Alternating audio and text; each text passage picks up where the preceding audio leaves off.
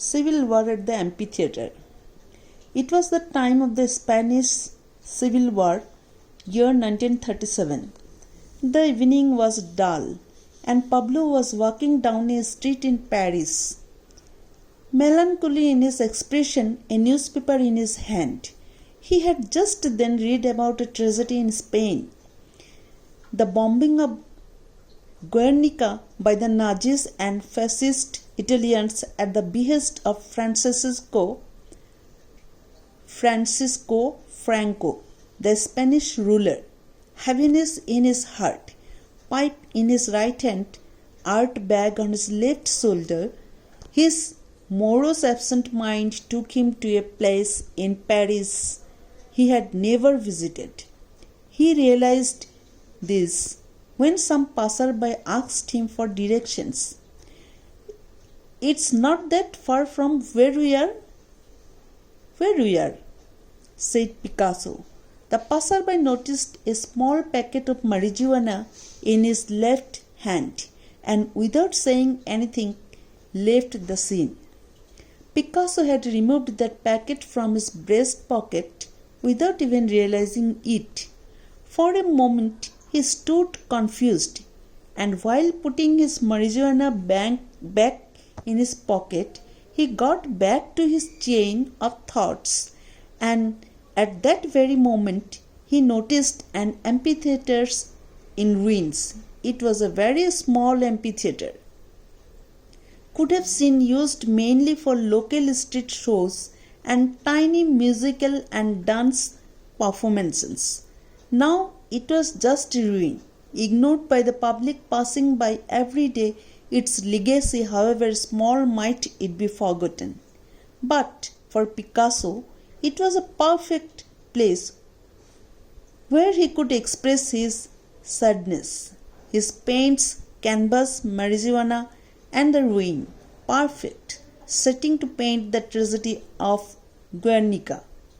"Let's put the nail on the Franco's head," he thought. So, finding a dark corner in the amphitheatre, he sat there, kept his pipe aside, not even thinking for a second about what to draw, got out his paint and canvas, flanged his joint, and just started drawing. What is there to think about?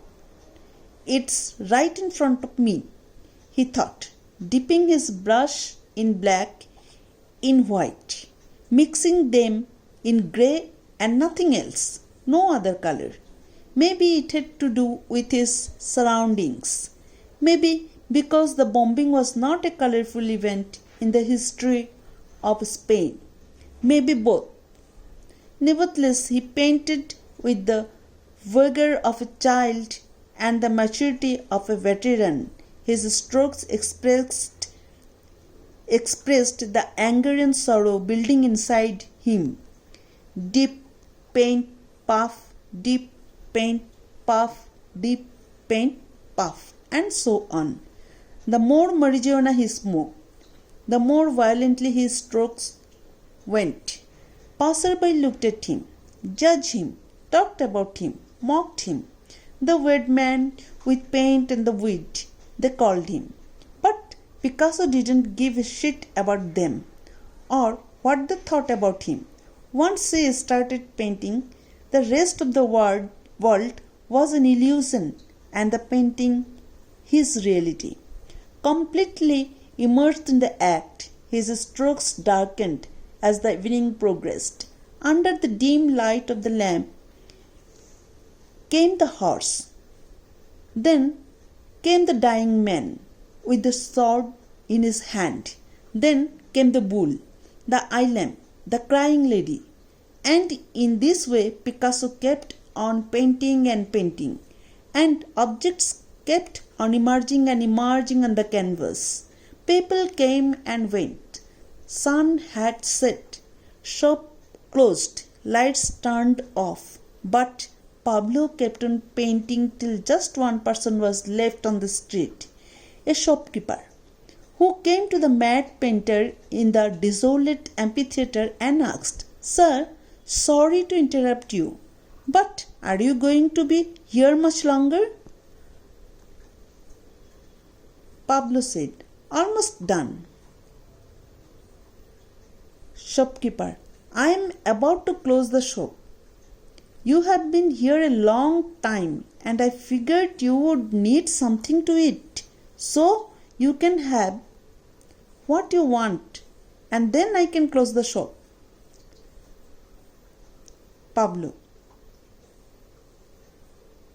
Picasso. Just a loaf of bread and some butter. Thank you. Picasso still focused on the painting. You will have to pay for it, sir. Saying this, the shopkeeper went and brought a loaf and butter just like Picasso ordered. What are you painting? Asked the shopkeeper. A bull and a horse, said Pablo. Okay, the shopkeeper said.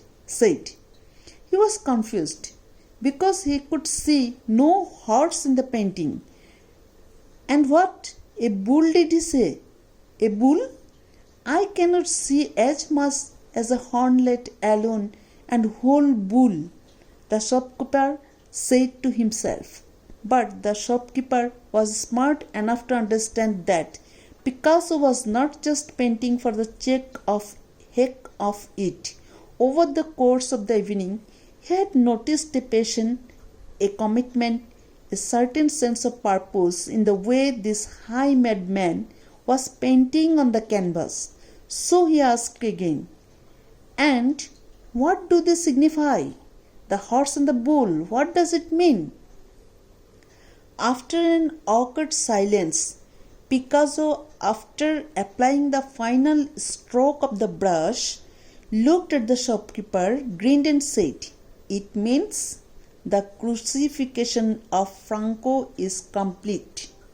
Guernica is complete. Thanks.